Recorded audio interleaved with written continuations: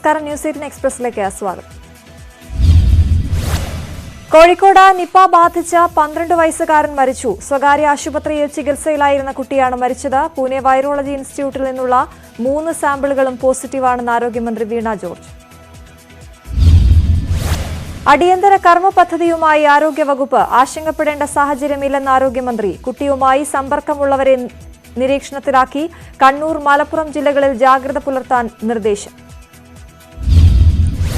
മരിച്ച കുട്ടിയുമായി 188 പേർക്കാണ് സമ്പർക്കമുള്ളത്. ഇതിൽ 20 പേർ പ്രാഥമിക സമ്പർക്ക പട്ടികയിൽ. 2 പേർ സ്വകാര്യ മെഡിക്കൽ കോളേജ് ആശുപത്രികളിലെ ജീവനക്കാർ. മരിച്ച കുട്ടിയുടെ റൂട്ട് മാപ്പ് പുറത്തുവിട്ടു. ഹൈറിസ്ക് സാധ്യതയുള്ള 20 പേരുടെ സാമ്പിൾ പരിശോധനയ്ക്ക് അയച്ചതായി ആരോഗ്യമന്ത്രി. രോഗബാധയുടെ ഉറവിടം കണ്ടെത്താൻ ശ്രമം. ആരോഗ്യവകുപ്പ് പ്രത്യേക ചികിത്സാ പ്രോട്ടോകോളും മാർഗനിർദ്ദേശവും ഉടൻ പുറത്തിറക്കുമെന്നും വീണ ജോർജ്. 7 ദിവസത്തിനകം മരുന്നെത്തുമെന്ന് ആരോഗ്യമന്ത്രി വീണ ജോർജ്. ഓസ്ട്രേലിയയിൽ നിന്ന് മോണോക്ലോണൽ ആന്റിബോഡി എത്തിക്കുമെന്നും മന്ത്രി. രോഗം തിരിച്ചറിയാൻ വൈകിയോ എന്ന് പരിശോധിക്കും. ആശങ്കപ്പെടേണ്ട സാഹചര്യമില്ലെന്ന് മന്ത്രി മുഹമ്മദ് റിയാസ്. നിപയുടെ ചികിത്സയുമായി ബന്ധപ്പെട്ട് നേരത്തെ തന്നെ ക്രമീകരണങ്ങൾ ഉള്ളതിനാൽ അത് തുടർന്നു പോകും. ആരോഗ്യമന്ത്രിയുടെ നേതൃത്വത്തിൽ വേണ്ട നിർദ്ദേശങ്ങൾ നൽകിയിട്ടുണ്ടെന്നും മന്ത്രി. കോഴിക്കോട് ചാത്തമംഗലത്ത് കേന്ദ്ര സംഘം സന്ദർശനം നടത്തി. മരിച്ച കുട്ടിയുടെ വീട് സംഘം സന്ദർശിച്ചു. വീടിന് സമീപത്തെ റംബൂട്ടാൻ സാമ്പിളുകളും പരിശോധിച്ചു. രോഗനിയന്ത്രണത്തിൽ എല്ലാ പിന്തുണയും നൽകുമെന്ന് സംസ്ഥാനത്തോട് കേന്ദ്രം. അതീവ ജാഗ്രതയിൽ ആരോഗ്യവകുപ്പ്. കുട്ടിയുടെ വീട് സ്ഥിതി ചെയ്യുന്ന ചാത്തമംഗലം പഞ്ചായത്തിലെ 9ാം വാർഡ് അടച്ചുപൂട്ടി. ആരോഗ്യവകുപ്പ് ജീവനക്കാരും പോലീസും സ്ഥലത്ത് ക്യാമ്പ് ചെയ്യുന്നു. കുട്ടിയുടെ സംസ്കാരം കോഴിക്കോട് കണ്ണമ്പറമ്പ് ഖബർസ്ഥാനിൽ നടന്നു. കോഴിക്കോട്ടെ സ്വകാര്യ ആശുപത്രി പ്രതിനിധികളുടെ യോഗം തുടങ്ങി. നിപ പ്രതിരോധ നടപടികൾ ചർച്ച ചെയ്യാനാണ് യോഗം ചേരുന്നത്. ആരോഗ്യമന്ത്രിയുടെ നേതൃത്വത്തിൽ കോഴിക്കോട് മെഡിക്കൽ കോളേജിൽ സ്ഥിതിഗതികൾ വിലയിരുത്തി. കോഴിക്കോട് നിപ കൺട്രോൾ റൂം തുറന്നു. പനി, ഛർദി തുടങ്ങിയ രോഗലക്ഷണങ്ങളുള്ളവർ എത്രയും വേഗം റിപ്പോർട്ട് ചെയ്യണമെന്ന് ആരോഗ്യവകുപ്പ്. മന്ത്രി വീണ ജോർജിന്റെ സാന്നിധ്യത്തിൽ ഉന്നതതല യോഗം ചേർന്ന് സ്ഥിതി വിലയിരുത്തി. രക്ഷിതാവിന്റെ ആവശ്യപ്രകാരമാണ് കുട്ടിയെ സ്വകാര്യ ആശുപത്രിയിലേക്ക് മാറ്റിയതെന്ന് Kozhikode medical college. Medical college ആശുപത്രിയിൽ എത്തിച്ചതിന് ശേഷം കുട്ടിക്ക് അപസ്മാരമുണ്ടായെന്ന് മെഡിസിൻ വിഭാഗം മേധാവി ഡോക്ടർ വി ജയേഷ്. ചികിത്സയിലിരിക്കെ സ്വാബ് എടുക്കാൻ കഴിഞ്ഞില്ല. കുട്ടിയുടെ ജീവൻ നിലനിർത്തുന്നതിനായിരുന്നു മുൻഗണനയെന്നും ഡോക്ടർ വി ജയേഷ്. നിപ ഭയമുണ്ടാകേണ്ടതില്ലെന്ന് മുൻ ആരോഗ്യമന്ത്രി കെ ശൈലജ. അധികം പകർച്ചയില്ലാതെ നമുക്ക് തടയാനാകും. വീണ്ടും രോഗം വരാനുള്ള സാധ്യത വിദഗ്ധർ മുൻകൂട്ടി കണ്ടതാണ്. മുൻപുണ്ടായിരുന്ന വിദഗ്ധ സംഘം ഇപ്പോഴും കോഴിക്കോട് മെഡിക്കൽ കോളേജ് കേന്ദ്രീകരിച്ചുണ്ട്. കണ്ണൂരിലും ജാഗ്രതാ നിർദ്ദേശമുണ്ടെന്ന് ശൈലജ. 2018 സമാനമായ രീതിയിൽ ആശങ്കപ്പെടേണ്ട സാഹചര്യമില്ലെന്ന് കോഴിക്കോട് ബേബി മെമ്മോറിയൽ ആശുപത്രിയിലെ ഡോക്ടർ അനൂപ്. എന്നാൽ ജാഗ്രത പുലർത്തണമെന്നും ഡോക്ടർ അനൂപ് ന്യൂസ് 18നോട്. കേരളത്തിലെ ആദ്യ നിപ ബാധിതരെ ചികിത്സിച്ച സംഘത്തിലെ ഡോക്ടറാണ് അനൂപ്. കേരളത്തിൽ നിപ റിപ്പോർട്ട് ചെയ്യപ്പെടുന്നത് ഇത് 3ാം തവണ. 2018 കോഴിക്കോടും 2019 എറണാകുളത്തും വൈറസ് ബാധ കണ്ടെത്തിയിരുന്നു. രോഗവ്യാപനം ഗുരുതരമാകാതെ പിടിച്ചു നിർത്താനായെങ്കിലും ഇതുവരെ ഉറവിടം കണ്ടെത്തിയിട്ടില്ല. കേരളത്തിൽ നിപ സ്ഥിരീകരിച്ചതിന് പിന്നാലെ അതിർത്തിയിൽ പരിശോധന കർശനമാക്കി തമിഴ്നാട്. കേരളവുമായി അതിർത്തി പങ്കിടുന്ന എല്ലാ ജില്ലകൾക്കും ജാഗ്രതാ നിർദ്ദേശം. കോവിഡ് വ്യാപനത്തെ തുടർന്ന് തമിഴ്നാട് കർശന പരിശോധനയാണ് നടത്തുന്നത്. തർക്കങ്ങൾ തുടരവെ കോൺഗ്രസിൽ മഞ്ഞുരുകൽ ചർച്ച. വി ഡി സതീശൻ രമേശ് ചെന്നിത്തലയുമായും ഉമ്മൻചാണ്ടിയുമായും കൂടിക്കാഴ്ച നടത്തി. രമേശ് ചെന്നിത്തലയെ ഹരിപ്പാട്ട് ഓഫീസിലെത്തിയാണ് കണ്ടത്. വി ഡി സതീശൻ ചർച്ചയ്ക്ക് മുൻകൈയെടുത്തത് നല്ല കാര്യമെന്ന് രമേശ് ചെന്നിത്തല. അതിനോട് പൂർണ്ണമായും സഹകരിക്കും. കോൺഗ്രസിനെയും UDFനെയും ശക്തമാക്കണമെന്നാണ് ജനം ആഗ്രഹിക്കുന്നത്. അതിനുള്ള ശ്രമം തുടരുമെന്നും ചെന്നിത്തല. പാർട്ടിയിലെ പ്രശ്നങ്ങൾ പരിഹരിക്കുമെന്ന പ്രതിപക്ഷ നേതാവ് വി ഡി സതീശൻ. തുടർ ചർച്ചകളുണ്ടാകും. ഭിന്നത സ്വാഭാവികമാണ്. ഉമ്മൻചാണ്ടിയെയും രമേശ് ചെന്നിത്തലയെയും വെയിലത്ത് നിർത്തിയുള്ള നടപടികൾ ഉണ്ടാകില്ലെന്നും വി ഡി സതീശൻ. രമേശ് ചെന്നിത്തലയുമായി കൂടിക്കാഴ്ച നടത്തിയ ശേഷം മാധ്യമങ്ങളോട് സംസാരിക്കുകയായിരുന്നു അദ്ദേഹം. രാവിലെ പ്രതിപക്ഷ നേതാവ് വി ഡി സതീശൻ ഉമ്മൻചാണ്ടിയെ പുതുപ്പള്ളിയിലെ വീട്ടിലെത്തി കണ്ടു. കൂടിക്കാഴ്ച 3/4 മണിക്കൂറോളം നീണ്ടു. മുഴുവൻ നേതാക്കളെയും നേരിട്ട് കണ്ട് പ്രശ്നങ്ങൾ പരിഹരിക്കുമെന്ന് സതീശൻ. ചർച്ചകൾ വേണമെന്ന നിലപാടിൽ തന്നെ Oommen Chandy. Congress first, group second എന്ന കൂടിക്കാഴ്ചയ്ക്ക് ശേഷം പ്രതികരണം. തർക്കങ്ങൾ പരിഹരിക്കാൻ ചർച്ചകൾ തുടരുമെന്ന വി.ഡി. സതീശൻ എല്ലാവരെയും ചേർത്ത് നിർത്തി മുന്നോട്ടു പോകും. പിണക്കമുണ്ടാകുമ്പോൾ ഇണക്കത്തിന്റെ ശക്തി കൂടുമെന്നും പ്രതിപക്ഷ നേതാവ്.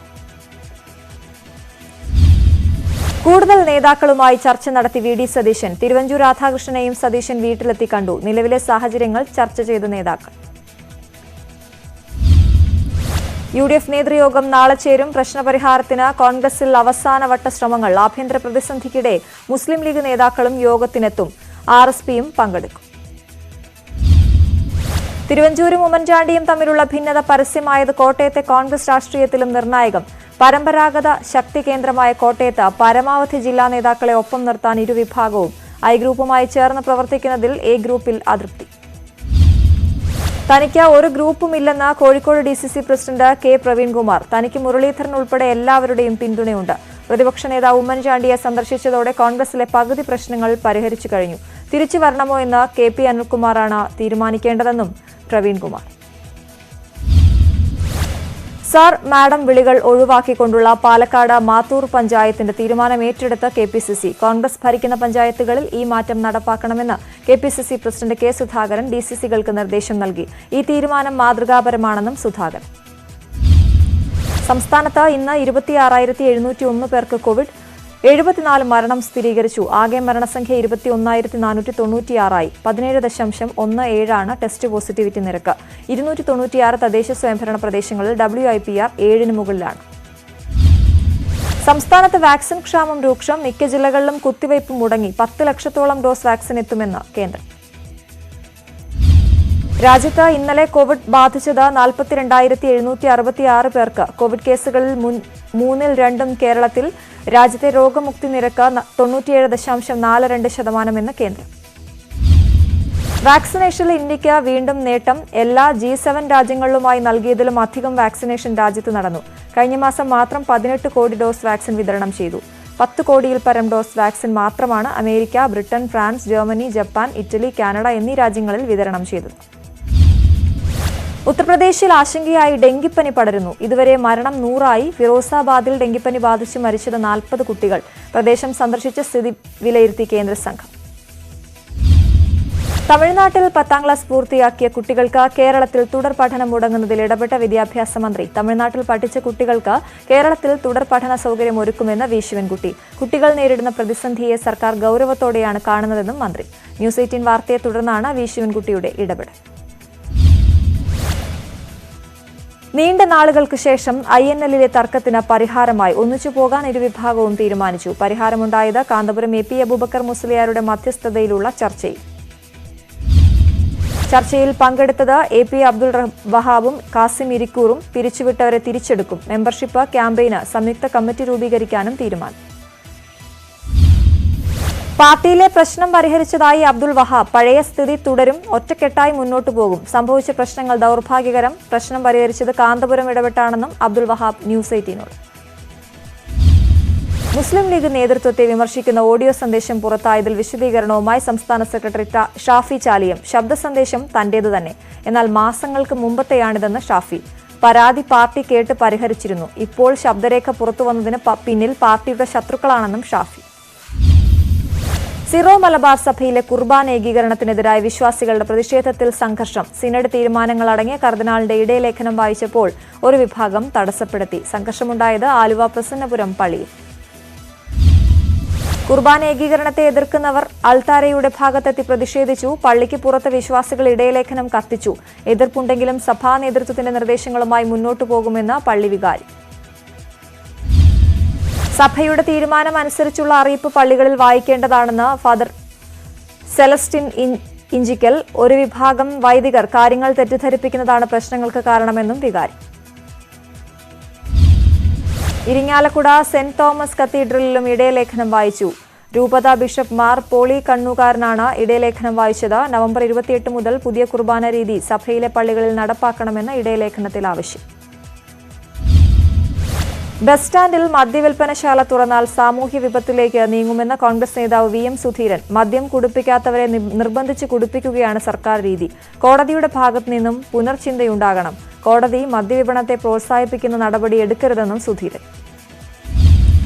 മദ്യനയം പുനഃപരിശോധിക്കണമെന്നും സുധീരൻ. മരുന്ന് ലഭ്യമാക്കും പോലെ മദ്യം ലഭ്യമാക്കുന്നത് സർക്കാർ നയമായി കാണരുത്.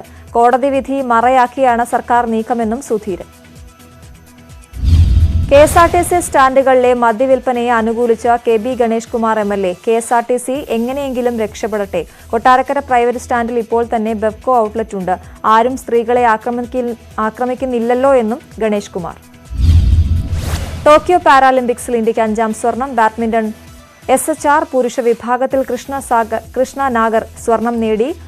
ഫൈനലിൽ കീഴടക്കിയത് ഹോങ്കോങ് താരത്തെ. സ്വർണ്ണ നേട്ടത്തിൽ കൃഷ്ണ നാഗറിനെ അഭിനന്ദിച്ച രാഷ്ട്രപതിയും പ്രധാനമന്ത്രിയും. എല്ലാ ഇന്ത്യക്കാർക്കും പ്രചോദനം നൽകുന്ന വിജയമെന്ന് രാഷ്ട്രപതി. തുടർന്നും ഇന്ത്യക്ക് വിജയം സമ്മാനിക്കാൻ കൃഷ്ണ നാഗറിന് കഴിയട്ടെ എന്ന് പ്രധാനമന്ത്രി നരേന്ദ്രമോദി. ഇപ്പോൾ കിട്ടിയൊരു വാർത്തയിലേക്ക്. നടി ലീന മരിയ പോൾ അറസ്റ്റിൽ. 200 കോടിയുടെ സാമ്പത്തിക തട്ടിപ്പ് കേസിൽ ഡൽഹി പോലീസിന്റെ സാമ്പത്തിക കുറ്റകൃത്യ വിഭാഗമാണ് അറസ്റ്റ് ചെയ്തത്. ചെന്നൈ സ്വദേശി സുകേഷ് ചന്ദ്രശേഖർ ഉൾപ്പെട്ട തട്ടിപ്പ് കേസിലാണ് ലീനയെ അറസ്റ്റ് ചെയ്തിരിക്കുന്നത്. വിവരങ്ങളുമായി KP അഭിലാഷ് ചേരുന്നു. അഭിലാഷ്, എവിടെ വെച്ചാണ് ലീന മരിയ പോൾ അറസ്റ്റിലായത്? എന്തൊക്കെയാണ് വിശദാംശങ്ങൾ? അശ്വതി, 200 കോടി രൂപയുടെ സാമ്പത്തിക തട്ടിപ്പ് കേസിലാണ് നടി ലീന മരിയ പോളിനെ ഡൽഹി പോലീസിന്റെ സാമ്പത്തിക കുറ്റകൃത്യ വിഭാഗം ഇപ്പോൾ അറസ്റ്റ് ചെയ്തിട്ടുള്ളത്. ചെന്നൈ സ്വദേശി സുകേഷ് ചന്ദ്രശേഖർ ഉൾപ്പെട്ട സാമ്പത്തിക തട്ടിപ്പ് കേസിലാണ് അറസ്റ്റ് ചെയ്തിരിക്കുന്നത്. തീഹാർ ജയിലിൽ കഴിയുന്ന സുകേഷ് ചന്ദ്രശേഖറിന്റെ പങ്കാളിയായിരുന്നു മലയാളി നടി കൂടിയായ ലീന മരിയ പോൾ. തട്ടിപ്പുമായി ബന്ധപ്പെട്ട് എൻഫോഴ്സ്മെന്റ് ഡയറക്ടറേറ്റ് ലീനയെ നേരത്തെ തന്നെ ചോദ്യം ചെയ്തിരുന്നു. ലീന സെക്രട്ടറിയാണ് എന്ന തരത്തിലായിരുന്നു സുകേഷ് നേരത്തെ പരിചയപ്പെടുത്തുകയും ചെയ്തത്. ഫോർട്ടിസ് ഹെൽത്ത് കെയറിന്റെ മുൻ പ്രൊമോട്ടറായ ശിവേന്ദ്ര സിംഗിന്റെ ഭാര്യയിൽ നിന്നാണ് സുകേഷും സംഘവും 200 കോടി രൂപ വാങ്ങി തട്ടിപ്പ് നടത്താൻ പദ്ധതിയിട്ടത്.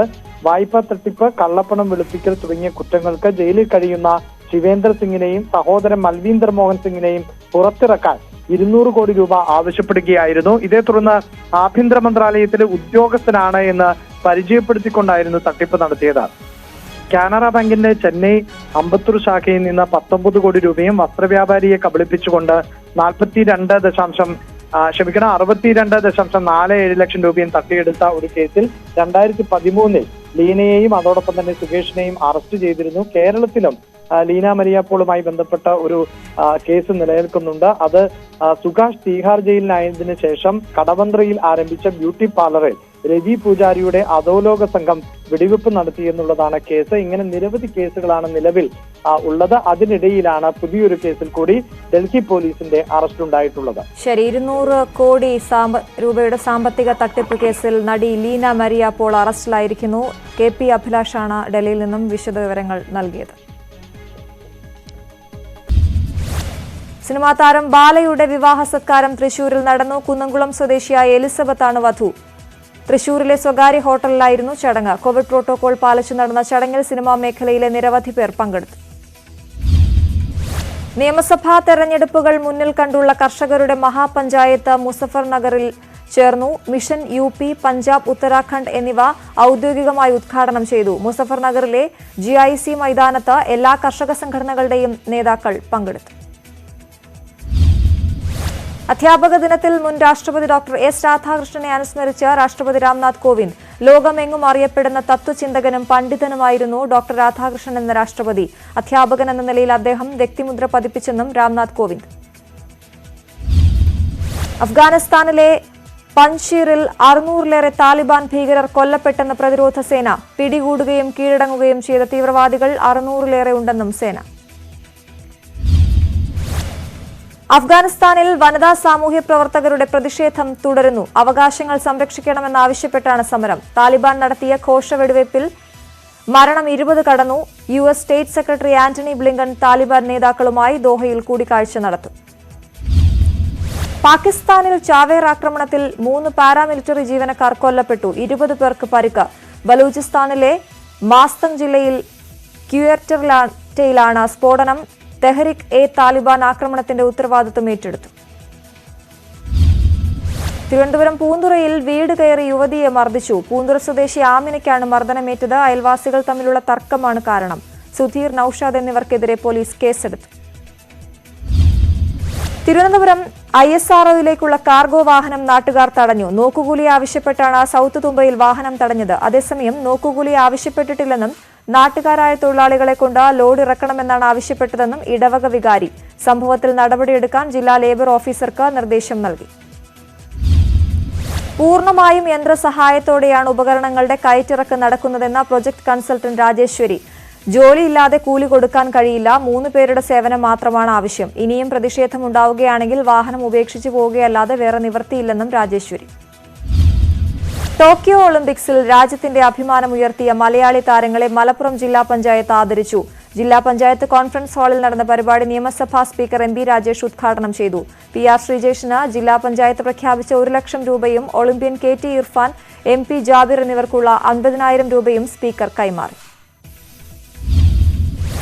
തമിഴ്നടൻ സൂര്യയുടെ സിനിമാ രംഗങ്ങൾ പുനരാവിഷ്കരിച്ച് വൈറലായ തിരുവനന്തപുരം ചെങ്കൽച്ചുള്ള രാജാജി നഗറിലെ കുട്ടികൾക്ക് ഇനി സാങ്കേതിക തികവോടെ വീഡിയോകൾ പുറത്തിറക്കാം.